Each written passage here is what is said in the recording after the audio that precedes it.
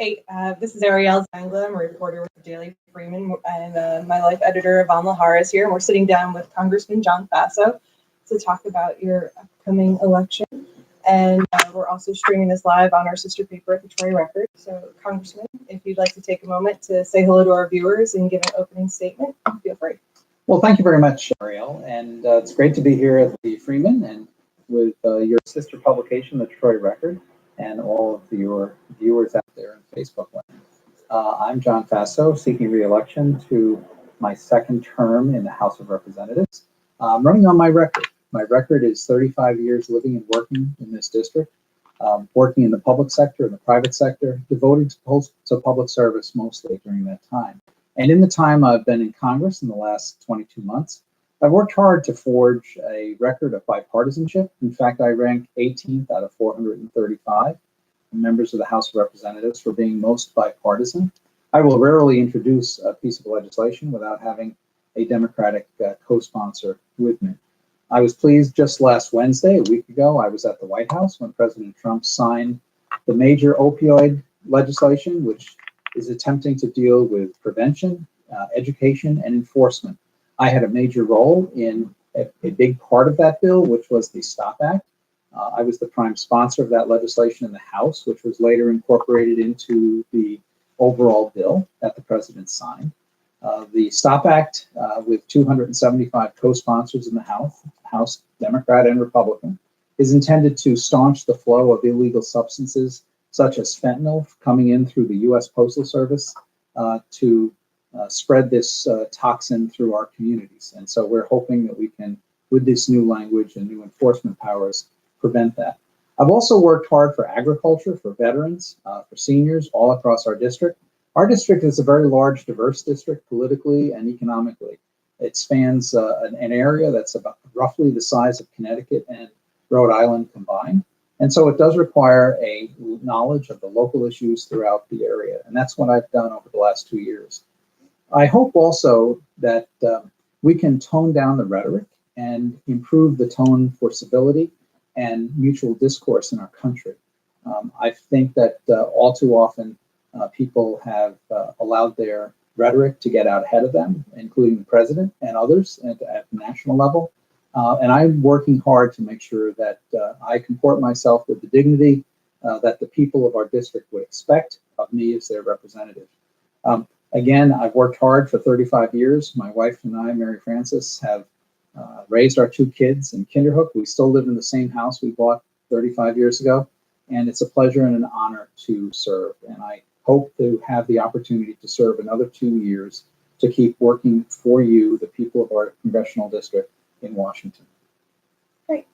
So we had some questions that we came up with ourselves and some from our readers that they've submitted. One of the things that you mentioned in your opening statement was your bipartisanship and your ranking. You're part of the Problem Solvers Caucus in Congress. So how often do you introduce legislation that doesn't have a Democratic co-sponsor, and what kind of legislation have you seen without a co-sponsor? Actually, I can't remember off the top of my head what I may have introduced without a Democratic co-sponsor, but one of the pieces that I have introduced without a Democratic co-sponsor is a piece of legislation that would federally preempt the New York State scaffold law and its absolute liability legal standard for construction industry accidents when a project is using federal funds. This would have an enormous benefit to upstate New York and the state as a whole. The New York scaffold law is a very costly measure. It doesn't protect workers. It dates from 1885, and it adds to the cost unnecessarily for all construction projects in our state. My legislation would preempt that law, that liability standard, and impose a comparative negligence standard, which is the same used in 49 other states.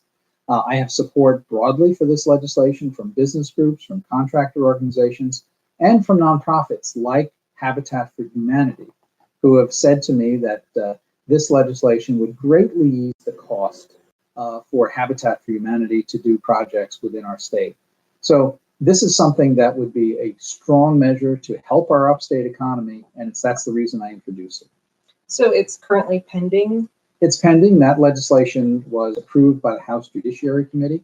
I would like to try to attach this legislation to a larger piece of legislation dealing with infrastructure. So this would say, for instance, that any project federally funded in New York State that uses money for roads, for bridges, for FEMA projects, housing projects, tax credit housing, water and sewer projects, and et cetera. Any project that uses federal dollars in construction, the standard of liability should be comparative negligence, not the strict liability standard that New York has. This strict liability standard, incidentally, does not protect workers. The only people this helps are trial lawyers who engage in this unique little part of the business. You see commercials on TV and billboards that say, injured in a construction accident, New York has special laws to protect you. What those laws really do, it means that the contractor and the owner of the property, which is often a government, has no defense to a claim for liability. And so the person could be up on a ladder and fall, being drunk, or being without following safety protocols, and the owner of the property and the contractor are absolutely liable in tort. This greatly increases the cost for every construction project in our state. And it's one of those things that makes New York State unaffordable, and it's one of those things that drives people away from New York. One of the things that people say to me over and over again, they can't afford to retire here, and they can't afford to live here, or they can't find the right job that they want. And so that's why New York State, one of the reasons why New York State has lost 1 million people over the last 10 years is because of foolish state laws like the scaffold law. And we can preempt it on federally funded projects, and that's what I would aim to do. Is there a matching bill in the Senate yet, or is it just no? In the House? There is not. And what the key here is to try to get this legislation attached to something else so that it's on a must-pass piece of legislation that we can therefore get it enacted. Have you talked to Governor Cuomo about enacting something, changing New York law to make it? No, Governor Cuomo is absolutely asleep at the switch on this issue. I'm pleased that Mark Molinaro the other day came out in favor of this. The governor, when he ran for office in 2010, promised that he would do something about this, but he's not done a thing. And this greatly adds to the cost for everything. To give you an idea, the Goethals Bridge that the Port Authority owns and operates between New Jersey and New York and Staten Island. There were 4 times the liability lawsuits on the Staten Island side of the Goethals Bridge than there were on the New Jersey side. And the last time I looked, the rule of gravity, the law of gravity is the same in New Jersey as it is in New York. This law is a killer for jobs. It costs too much. It costs taxpayers and homeowners and businesses, and we should get rid of it. Going back to the issue of bipartisanship, your voting record shows that you predominantly vote in favor of measures that are also supported by President Trump. Do you feel like how do you come up with that criteria, that statement? It's in lots of online publications. They've looked at your voting record and measures that Trump supports. Okay. You've also voted in favor. So this is something which I always ask people: have you looked at the votes that were tallied to create those scores? So those votes are attempting. It's through something called 538. It's a kind of a measure that people use to test your supposed Trump support score. But it includes many measures that the vast majority of our people in our district would agree with. Passing the defense appropriation bill that had pretty wide bipartisan support. The right to try legislation, which is enacted into law. That's one of those bills that's included in that. Right to try means that a terminally ill patient can, with the cooperation of their doctor, try a medication which is not fully through the FDA process, because they should have the right to try legislation or the right to try medication that could potentially be a life-saving treatment for them. Many other bills that are non-controversial are included in that. So I think my score is 88 or 89%. I encourage people, if they really want to know the answer on this question, look at 538, look it up, and go through the list of bills, and you'll find that most people in our district would agree with the votes that I cast to come up with that 89% score. Okay. You talked about reducing the rhetoric in elections and in politics today, and you talked about trying to, comport yourself. How do you balance that when you have a president who may not always comport himself in a way that, reduces the rhetoric in politics. Well, when the president has said things, for instance, after Charlottesville, where I didn't think his response was at all appropriate, I said so. I have many times disagreed when asked about tweets or statements the president may have made, and frankly, that other people on the other side of the aisle will make. So all I'm responsible for is what I do and say. I am not responsible for what anyone else does or says. And you've mentioned that you've taken issue with Antonio Delgado's lyrics that he's used in his previous hip hop career, and you said that words matter. What do you mean by that? Words matter. The statements that he made on political topics during his musical career certainly are reflective, I think, of viewpoints that would be out of character or inconsistent with where many people in our district would be. And these were words that he said during an earlier career, about 8 or 9 years ago. He has no record in this district. He has no public record to stand on. All we have is a lousy CD, frankly. But the fact of the matter is, he just moved into our district, having never spent a day of his adult life in this district, never worked a day of his life in this district, not involved in civic or charitable activities in this district.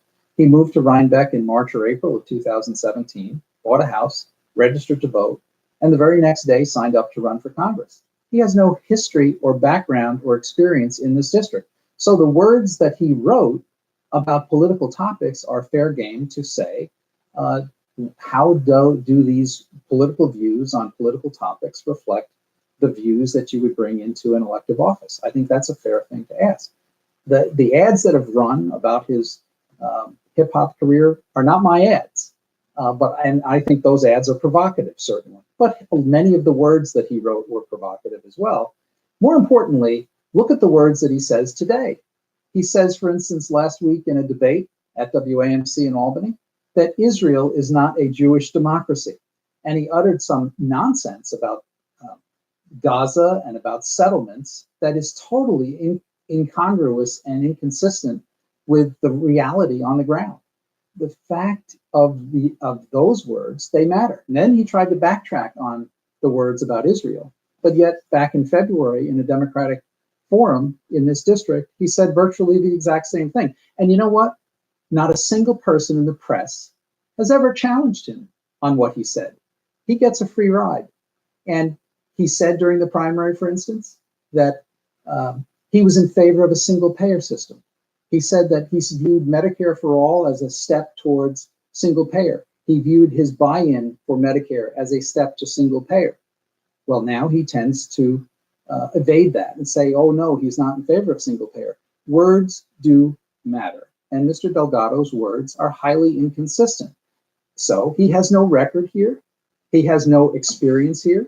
He's done nothing in this district, and yet he arrogantly presumes that he should be elected to represent the 700,000 plus people in this district. So words do matter, and his words are inconsistent.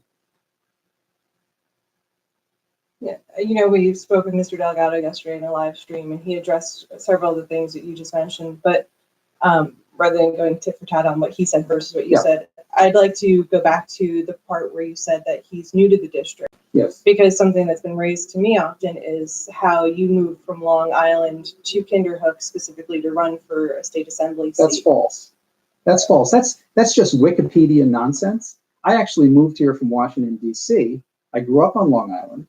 I went to law school at night, 4 years, 5 nights a week at Georgetown University. I met my wife in D.C. I got married. And not too long after we got married in 1983, we moved to Kinderhook. I ran for office 3.5 years later.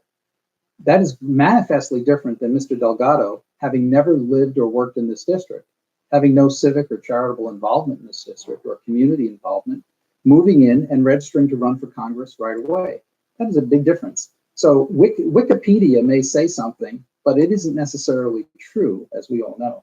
And frankly, the media gives Delgado a free ride on this as well. Show us what he's ever done in this district for anyone. And I'm still waiting to hear the very first thing he's ever done in this district. You know why you don't hear it? Because there is nothing. But the media asks him nothing about it. They never challenge him on it. But my words are challenged. And someone will take a false Wikipedia reference and repeat it as though it's gospel. The fact is, I moved to Kinderhook in 1983. I ran for office 3.5 years later for the state assembly, after having lived and worked and been involved in activities in our district. Mr. Delgado, he just arrived and presumptively believes that he should be elected to Congress. I beg to differ. It wasn't Wikipedia, it was the New York Times, but regardless. You said that you lived and worked in the district for 35 years. Yeah. What did you do in the private sector during your time here? I worked as a lawyer.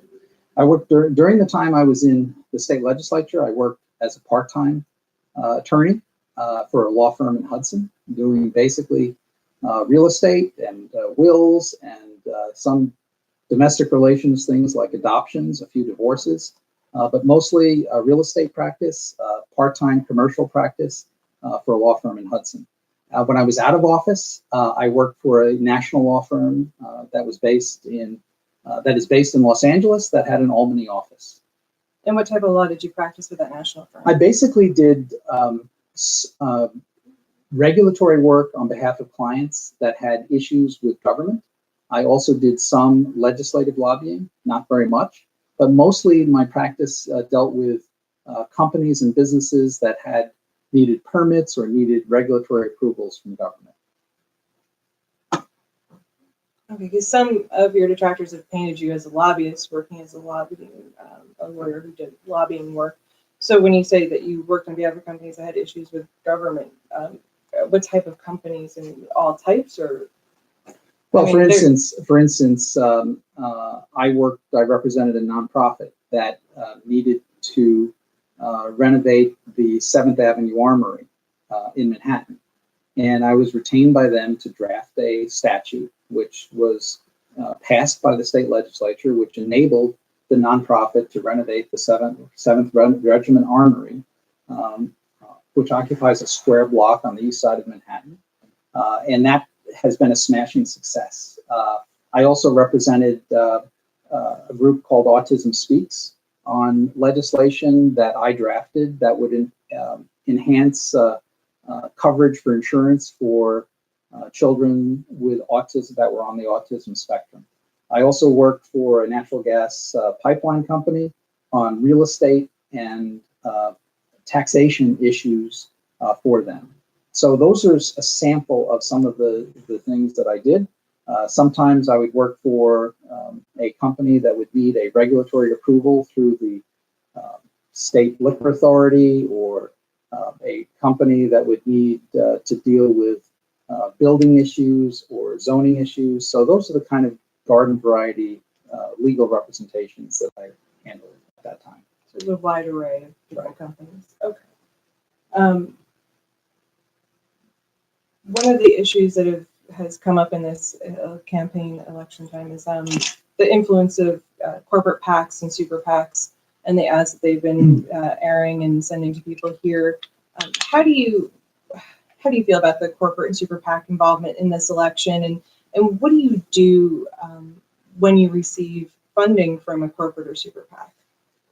Well, corporations are barred by law from donating to candidates. When my opponent talks about corporate PACs, he's talking about individuals who may work for a corporation who make their own individual donations to the corporation's PAC.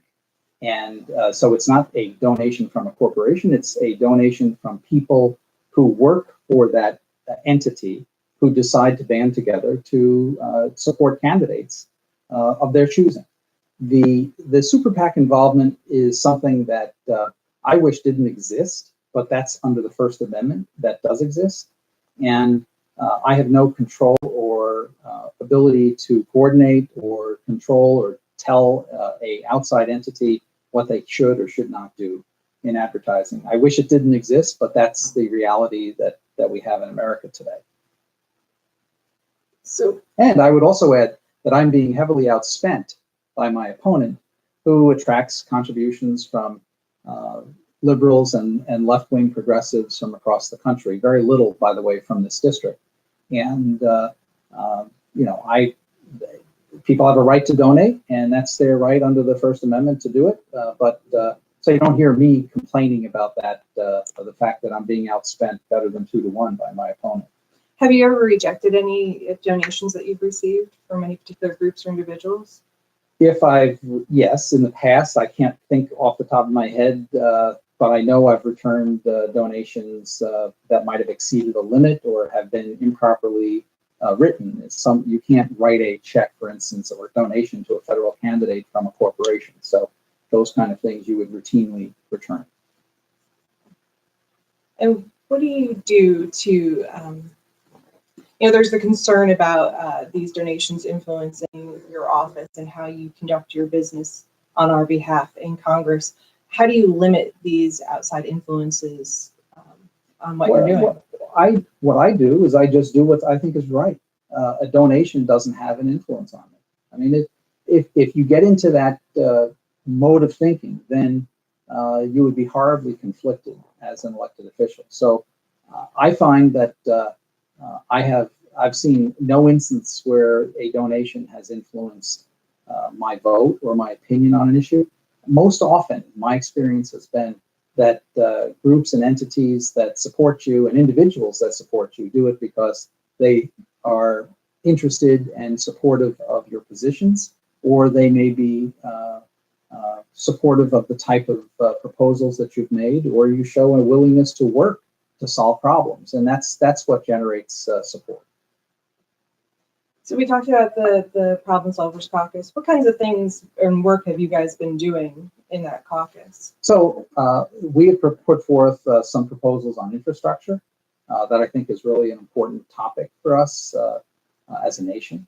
We've also, in light of the failure to enact the GOP health plan, which failed in the Senate, we have set forth, and again, the Problem Solvers Caucus, for those that don't know, is 25 Democrats, 25 Republicans. You can't join without bringing someone in from the opposite party. And so we have made proposals on healthcare, for instance, to lower premiums and deductibles, to create a reinsurance fund that would allow premiums and deductibles to be reduced for people broadly, but also provide coverage for people that might have extraordinary medical conditions and medical costs. We've also said, let's raise the employer mandate from 50 employees to 500. Most of the businesses in our district, for instance, would fall into that category of either 50 or under, or over 50, but certainly under 500. And so by raising that employer mandate to 500, we would greatly reduce the compliance costs for small businesses in our district. And Ariel, one of the things that is really striking is that many businesses in this district have told me, at least a dozen to 15 have said to me, they have deliberately reduced their full-time headcount to under 50 to avoid the mandates and the reporting requirements of the employer mandate that's in the ACA. So this is something that Democrats and Republicans have agreed on a bipartisan basis that we should change. And I'm hopeful that in the next Congress, changes to the ACA can be enacted in this regard. Now, you've talked about the ACA, and you and I have talked about this before, about how you feel there are good parts of the Affordable Care Act, but there are parts that need to be changed. So, and you just mentioned these things, the Problem Solvers Caucus has come up with. Where does that stand now? What do you think still needs to be done to the ACA? Well, I do think that it needs to, the two points that I just raised, those need to be enacted. Particularly the issue of creating a reinsurance fund. And mind you, this would be paid by federal and state taxpayers, but it would be used to basically cushion the ability of insurers to provide lower cost premiums and deductibles for everyone else. Remember, in 2013, the Washington Post declared the political lie of the year was the ACA's promise that if you like your health plan, you can keep it. And if you like your doctor, you can keep your doctor. They said that was the political lie of the year. And the reason is because the ACA was very aggressive in its seeking to change the entire healthcare insurance system. And so I think that the failures of the ACA are significant. And to be fair, many people in this district have said to me that they benefited either from the Medicaid expansion in the ACA or from other aspects of the ACA.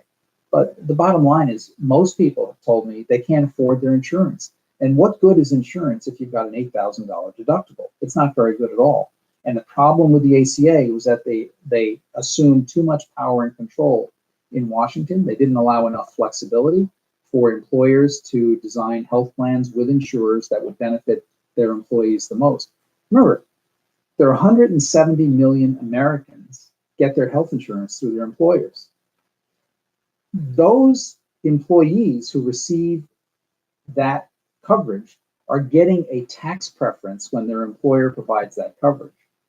And here's the rub: when you look at the individual insurance market, which is where the real problem is in terms of lack of coverage or unaffordability of coverage, the individual insurance market doesn't have the same tax preference that the employer provided healthcare market has. So one of the things that was in our legislation was to create more tax incentives and more tax preferences for people in the individual market so they could purchase private health insurance.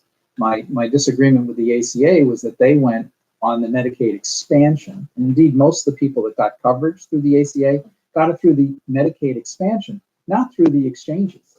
So the Medicaid expansion has a fundamental flaw in it, which is how the federal state reimbursement runs, which is going to be unaffordable for federal government and taxpayers generally. But I would like to see us fix those problems in the Medicaid expansion. I would like to see us create a system whereby individuals had more taxability, tax incentives to purchase private health insurance. And I think that would be a manifest improvement over the ACA. So would you still want to hold back and repeal the ACA, or? I think we have to do what I said in 16, keep what works, fix what doesn't. And so there are aspects of the ACA, for instance, the guarantee on pre-existing conditions. I support that. Despite all the money that's been spent against me on this and the false rhetoric, I support that. And why wouldn't I support that? My own wife had a malignant tumor when she was 39 years old that required major surgery and follow-up care. And so we fully understand the need to protect people with pre-existing conditions. I don't think that's even a subject of debate, even though the Democrats have tried to make it a subject of debate. And they've falsely attacked me on this topic. Well, they've said that you voted to change it so that the protections for pre-existing conditions were taken back and that seniors would be charged more. So seniors, what do they mean by seniors? People 55 and older? That's not a senior. A senior is 65 and older, okay? So I particularly, since I'm in that category now, I resent the fact that I'm 66 and I would be considered a senior. But given the fact is that there is no such thing as an age tax. This is the utter duplicity and dishonesty of Delgado and Pelosi. And here's the problem with Delgado. He just moved here, runs for Congress, arrogantly moves in and says, "Oh, I'm here to represent you," having no experience in this district. And then he doesn't tell the truth on fundamental issues like pre-existing conditions and this so-called age tax. So the fact is, our bill protected everyone with a pre-existing condition. The only exception that they try to hang their hat on is this so-called MacArthur Amendment, which is in the individual insurance market, which is 7% of insureds. It's not Medicare, it's not Medicaid, it's not if you have employer-provided health insurance. There's no issue there. The question was, if someone didn't maintain continuous coverage in the individual insurance market, in other words, they dropped their insurance, and then they got sick and wanted to come in and buy it, could an insurer in a state which got a waiver from the federal government on a limited waiver to provide alternative coverage, could that insurer charge more money? And we put special provisions in the bill that said they would be shielded from any cost impact if they were in that individual insurance market and they had dropped their coverage, got sick, and wanted to come back in. So there were provisions in the bill to protect people in that limited situation from any cost increases. So the bill protects people with pre-existing conditions, everybody. So one of the other topics that's just recently come up in the news is the idea that President Trump would like to end birthright citizenship in America, which is protected by the 14th Amendment. What are your thoughts on this? Well, he can't do it. And if he could? He can't do it by executive order.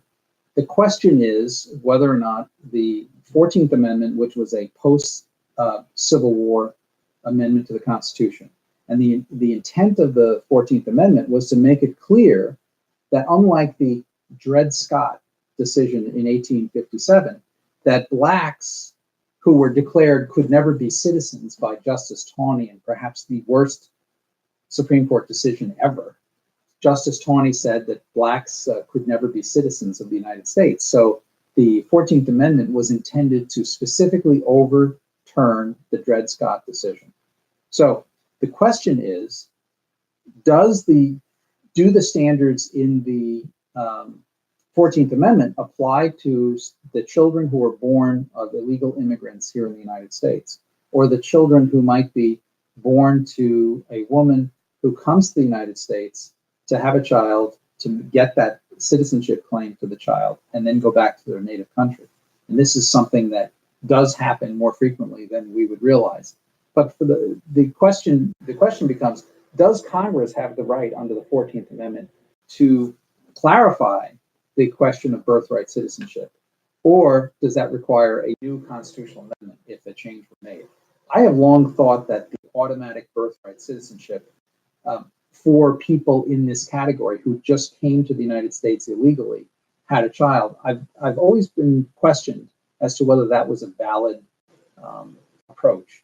There's no doubt why the 14th Amendment was enacted, however, and I don't know the answer to whether or not Congress could do this by statute or whether it would require a constitutional amendment. That is something that would have to be decided above my pay grade, frankly, at this stage. But would you support the 14th Amendment applying to those people who come here and have a child, or the illegal immigrants coming and having a child? Would you support that child having citizenship? Well, that has been the law in the United States for many years, but I do think it merits reconsideration. I do. And I think that it doesn't make sense for someone to fly here from China, have a baby, to confer citizenship, and then go back to China with their child, with that child then becoming a U.S. citizen. So that makes no sense to me. And I don't think it makes sense to most people. That is not what the 14th Amendment was intended to do. What about illegal immigrants who come here and stay in the United States and have children here, but remain in the United States? Yeah, that's a more complicated question. And I've supported that birthright citizenship. But I think the key here is for us to fix the immigration system. And that's something that I have been in the forefront among Republicans in the House of trying to push action to not only enhance our border security, but to address things like DACA and address the issues that we have at the border. And, you know, the United States is a nation of immigrants, but we're also a nation of laws. And we have to make sure that our laws are sound and that our laws are enforced. And I think right now, as we see many thousands of people every month presenting themselves at the border, including unaccompanied minors, that's a problem. And so we do need to address this, and we should do it in a reasonable, responsible way. And that's something that I have been supportive of in the House. What ways would you like to address it, though? How would you address immigration specifically? Well, let's take the agriculture industry. So here we have up to 3 million illegal agricultural workers in the country. I have spoken at great length to farmers in our region about this topic, and I'm a co-sponsor of a bill that would do a number of things. It would normalize the status of the illegal agricultural workers in the country. It would give them the ability to touch back in their home country for a period of 45 days every 3 years, so long as they haven't committed a crime in the United States. They'd be able to have work permits to come in and out of the country to work. And I think that's something that is going to be extraordinarily important here in the Hudson Valley and the Catskills for our agricultural industry. And every employer in our district has said to me they have jobs. They often can't find qualified people to fill the jobs. And in the agriculture space, that is absolutely true. If we don't have the migrant worker working in our fields and working on our farms, we are not going to have farms. So this bill specifically is for migrant farm workers. Yes, that's right. And when you say they have to touch back for 45 days, they physically have to leave the country. They can't go to a consulate or anything. They have to go. They would have to touch back in their country for 45 days every 3 years, which is a standard immigration practice, and it's a something that's not an unreasonable burden. Most of the agriculture groups in the country, including the New York State Farm Bureau, support this approach, and I'm pleased that I'm a co-sponsor of this, and I hope we can get it done. But we do have to solve the larger issue as well. The larger issue of immigration. Yes. So what other actions would you like to see? Well, I'd like to see us have a strong border security. I mean, I think in some places we do need to build a physical barrier or restore or enhance the existing physical barrier. That does not mean a wall from the Gulf of Mexico to the Pacific Ocean. Doesn't mean that at all. Some places we can use technology and drones to better track illegal entry at the border. We've got to also increase the number of immigration judges so that we can more speedily process claims for asylum and immigration issues as they appear at the border. And I think we should do things like go to a more merit-based system instead of the diversity lottery, which brings in 50,000 people annually by sheer random luck. I think we would be better if we did what many other countries do, which is to have a more merit-based system where people apply for immigration status based upon the skills and build their ability to work in the economy. And I think that's a critical thing. And the other component of this would solve the issue of DACA. And there's no doubt that the 800,000 people who signed up for the Obama order on DACA and the up to 1 million more people who never signed up for the order but who are in that same category, it would be important for us to address this. And the legislation that I voted for in the House, which failed, because no Democrat would vote for it, and a lot of the people on the right wing and the Republican Party wouldn't support it. But the legislation I supported in the House would have accomplished these things. It would have dealt with DACA, it would have dealt with border security, would have dealt with the diversity lottery and got onto a more merit-based system, and also would have dealt with this issue of separation of children from their families at the border. That was something that I vehemently disagreed with. And so it would have done all of those things. And I think after the election next year, I think there'll be a better climate to try to address all of these issues contemporaneously. While we're still on the topic of immigration, there's been news of a migrant caravan coming north to the United States. Do you think that those people should be granted asylum if they ask for it at the border, or how do you think we should address those individuals? It's impossible to just carte blanche say all of those people should be granted asylum. I have no idea, but I definitely think that we need to secure the border. We should not, if we were to somehow just carte blanche allow everyone to come in, guess what? It would mean that'd be a bigger caravan the next time, and I think that would not be in our interest in the United States. I want to talk to you about the GOP tax bill that was adopted last year. There's talk that now it's added 1.5 trillion to the deficit. What are your thoughts on that bill? Do you think it accomplished what it was supposed to? Do you think it should be changed? You were a no vote for that one, correct? That's correct. So what do you think we're dealing with now, and how do we address tax concerns for people here in New York 19 who are concerned about, ever escalating property taxes and income taxes? Well, this bill actually cut taxes for the average family in our district by about $1,500 a family. I voted against it only because of the precipitous capping of the state and local tax deduction, which I felt was unfair to many New Yorkers. We're in a high tax state, and Albany's policies are ones that I don't agree with, in large part on taxation and spending.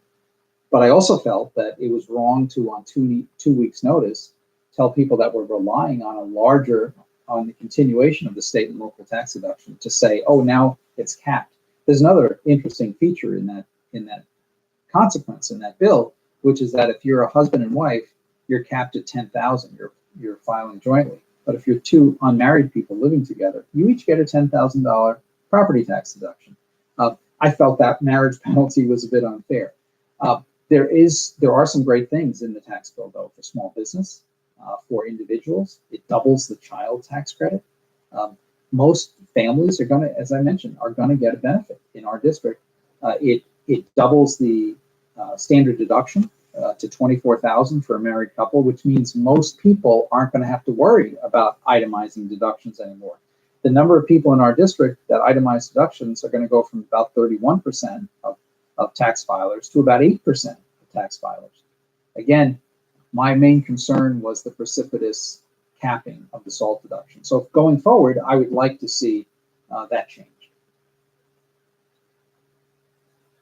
The Democrats were concerned with the fact, well, I shouldn't say all Democrats, but Mr. Delgado was saying that the benefits in that tax reform bill were more for large corporations and the wealthy, and that most of the benefit went to them rather than to working class, middle class families. Yeah, and most of his criticism is populist nonsense. Even in the Obama administration, they acknowledged that the 35% corporate tax rate, which was the highest in the world, was encouraging companies to ship jobs overseas. And it was encouraging U.S. multinational companies who earned profit on overseas, like Apple, for instance. They would keep their overseas profits stashed abroad and not brought home. Why? Because the United States, alone among the main industrial competitors, would subject those overseas profits to double taxation. So what the tax reform bill did, it lowered corporate rates from 35 to 21, which is about, in the range of where our competitor economies are. But it also eliminated the double taxation. So Apple, for instance, is bringing back $238 billion of corporate profits that they earned overseas. They are paying over $38 billion in federal taxes that we wouldn't have received had the tax law not been enacted. And they're going to invest money in the United States to create 20,000 new American jobs over the next 5 years. So those are good things. Even the Obama Treasury Department said the corporate tax rates were a disincentive for U.S. companies to bring their foreign profits home to put them to work here. So Delgado's critique is basically another example of 10-second talking points and sound bites that bear little relation to reality. $1,500 for the average family is not chicken feed. It's not crumbs, as Nancy Pelosi said. And doubling the child tax credit is a good thing. So again, there were many good things in that legislation. I, as a New Yorker, though, felt that I had to make a stand on the state and local tax deduction. And that's the only reason I voted against it. There's also been talk that with the deficit growing and the debt growing, that the federal government might take money from Medicare, Medicaid, and Social Security to help balance the budget. What are your thoughts on taking money from Medicare, Medicaid, Social Security? Well, we have to fix the long-term financing of Social Security. I'm a co-sponsor of bipartisan legislation to do just what Ronald Reagan and Tip O'Neill did back in the early 80s, which was a 50-year fix to the finances of Social Security. That ends in 2034. That's a mere 16 years from now. And so the proposal that I support would be to create the same type of bipartisan commission with actuarial experts who can help us and help the American people understand the options that are on the table for us, but to create a 75-year financing fix for Social Security. I think that's a truly important thing. No Congress is going to cut benefits for Social Security. This, again, every 2 years, they did this against Chris Gibson. They do it with me. They say, oh, you're going to throw grandma over the cliff and you're going to cut Social Security and Medicare and Medicaid. And that's what they say. Every 2 years, they pull out the same tired, shop-worn arguments. And they want to scare people into voting for them. That's what it is. It's a scare tactic. So when you say Congress wouldn't vote to cut Social Security benefits, what about Medicare and Medicaid benefits? The Medicaid on the Medicaid expansion, what Congress did in the ACA, basically reimbursed the states 90% for the people that were put into the Medicaid expansion. And what that is doing is growing the cost of that program exponentially. I support moving that back to the normal Medicaid reimbursement rate, which is 50%, because the states are spending and they're driving more money, more people into those programs, drawing more money from Washington. But that's not a cut. That's just restoring the existing Medicaid reimbursement. And, think of it, the anomaly here. The federal government reimburses New York State 50% for the aged, blind, and disabled, and children in poverty. And they're going to reimburse 90% for working people who might be of low income in the Medicaid expansion. So what is the incentive that the federal government has created? They've incentivized pushing people into the Medicaid expansion to get the 90% reimbursement. But the disabled and the elderly and the children, they're only due 50%. So this is something that is a fundamental tension that has been created by the ACA, and we really should have the standard Medicaid reimbursement rates if we want to control the growth in that program. Medicare, I think the Medicare financing has to be shored up, and we have to protect Medicare for our seniors, and I'm committed to doing that. How would you shore it up? Protect it? Well, I think the trustees are making recommendations to us. They're telling us that I think it's in 2022, the Medicare Trust Fund is in trouble. So we need to take action quickly to deal with that.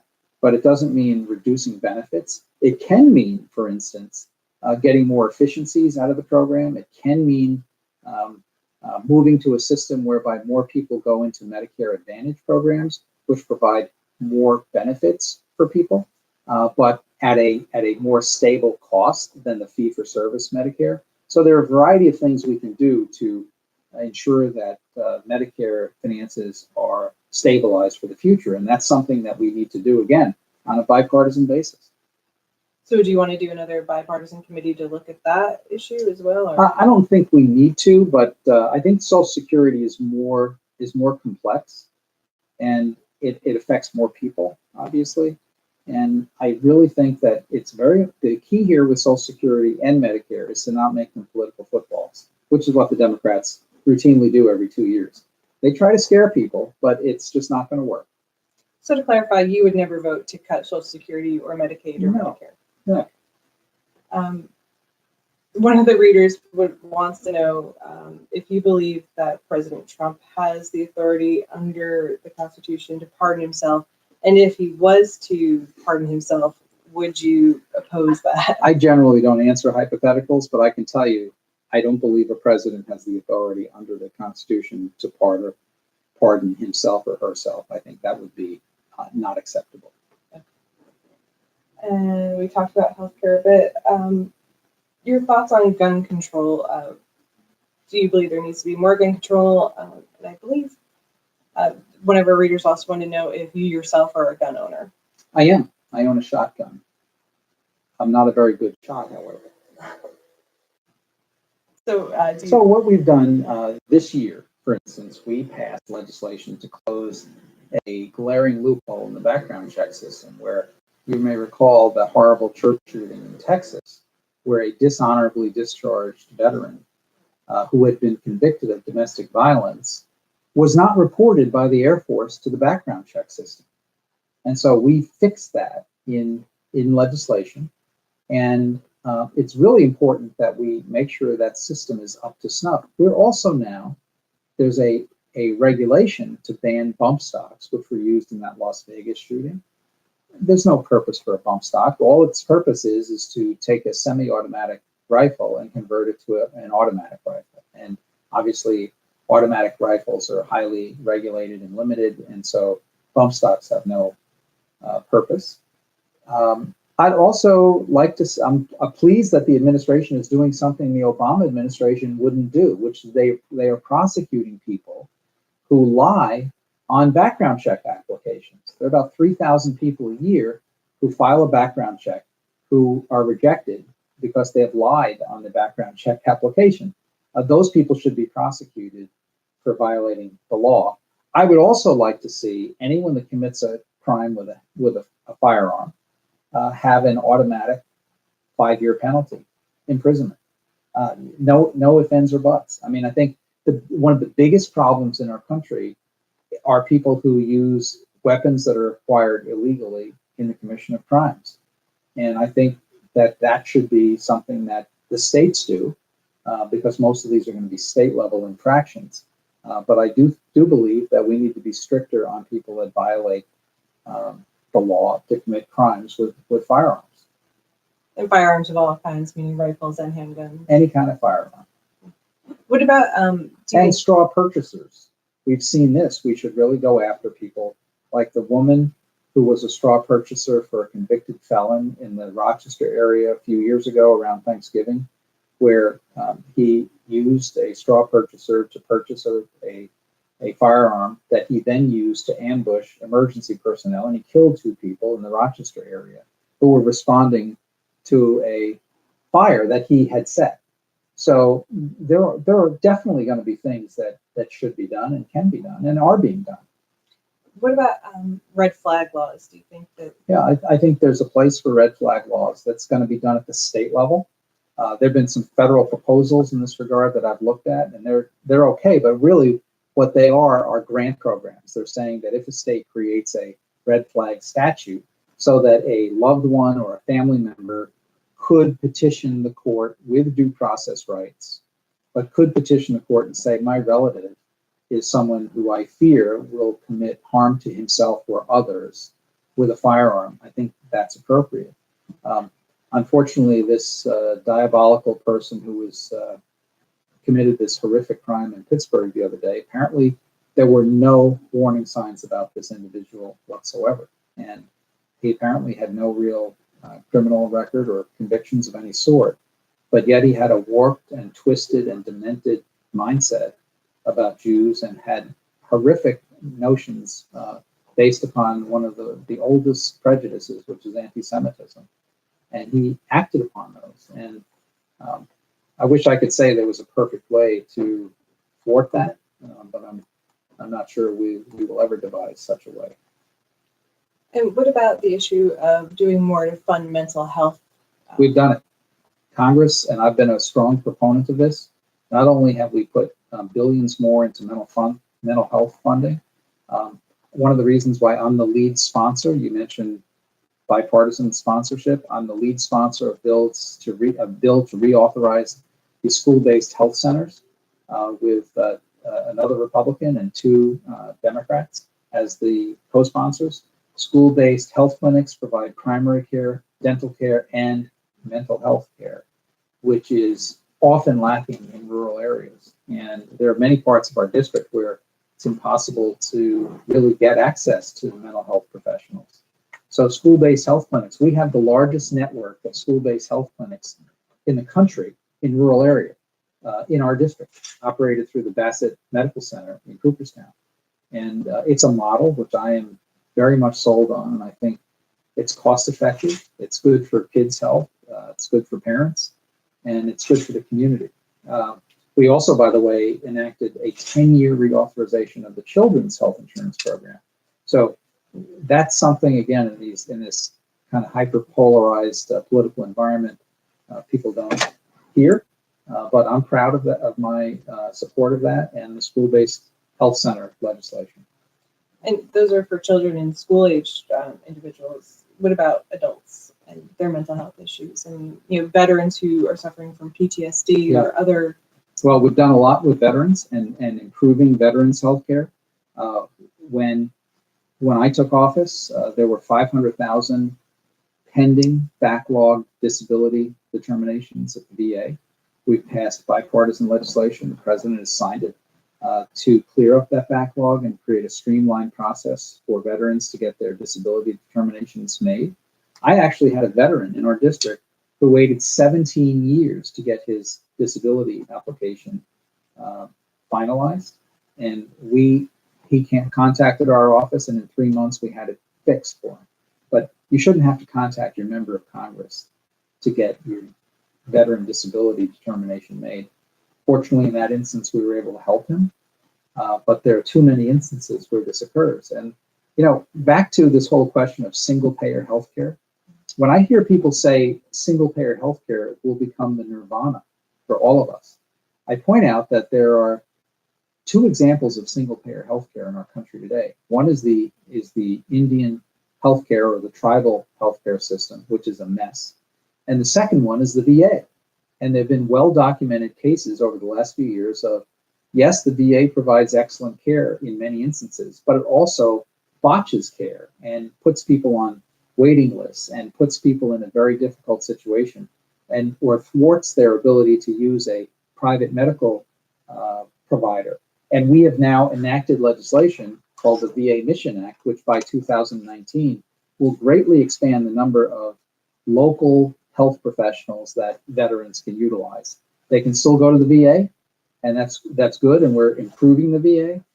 But the VA is an example of a single-payer system, and it's not exactly been totally successful, given the disclosures that we've seen over the recent years. So the VA Mission Act would allow veterans to use more private Exactly. Healthcare professionals. Yes, exactly. In the community. So you don't have to worry about how far you are from the VA center. You give more choice and discretion to the veteran and their family to recommend where a veteran might receive good treatment. I also want to talk about. Yes, please. One more. Oh, so let's talk about the environment quickly. We can do that quickly. There's questions, whether President Trump believes that climate change is actually true or not. So what have you done to deal with climate change issues and protect the environment here in New York 19? So I'm a member of the Climate Change Caucus. I believe that climate change is real and it's happening and it's influenced by man. I voted against, for instance, a Republican amendment in the House that would have directed the Defense Department to ignore climate change in evaluating our defense structure and bases, not only here in the U.S., but around the world. In New York 19, I've been a major proponent of the Land and Water Conservation Fund, which is one of the major sources of funding for land acquisition and conservation activities. I've been a leader on issues for the Delaware River Valley, the Upper Delaware Coalition. I've worked closely with them on protection of that important resource, both for water quality and for tourism in the region. I've worked closely with the stakeholders on issues surrounding the New York City reservoirs, which are 90% of the New York City reservoirs are in our district. And I've worked closely with communities and with groups with the New York DEP on this topic. I just hosted kicked off a conference that was in Oneonta recently on the issues relating to the Susquehanna River Basin. So I've been in the forefront on this, and I think have compiled a pretty good, consistent record in this regard. And I think it's really important, this natural resource we have. It's one of the reasons why people want to come here is the tourism economy. So it's critical that we preserve our water resources. And I supported major increases in funding for water and sewer projects, because the major source of pollution into the Hudson River are combined sewer and stormwater overflows when we have heavy rainfall. All right, I'm going to cut you off there, but I do want to give you an opportunity to make a closing statement before we end our interview. So what would you like to say in closing? Well, in closing, I'd like to say thank you to the Daily Freeman and their sister publication at the Troy Record for hosting me today.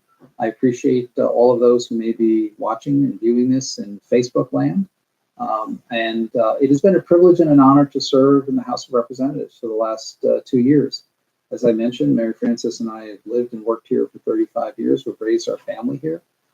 We are really encouraged by the opportunities that upstate New York presents. I'm trying to make New York State and upstate New York in particular more affordable by changes in the Medicaid mandate on local governments and homeowners and property taxpayers, by changes to the crazy New York scaffold law to make it more efficient and easier to build things and to do things construction-wise in New York State.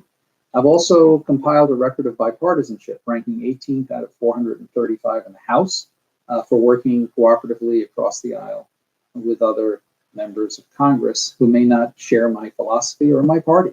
So those are, I think, what people in this polarized time want to see in their elected representative, and I've done my best in 2 years to accomplish this. I've also made sure that the tone and tenor of my rhetoric and my discussion is consistent with the job that people sent me to Washington to do.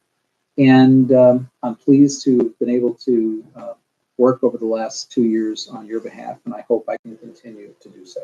Thank you so much. Thank you. Thank you.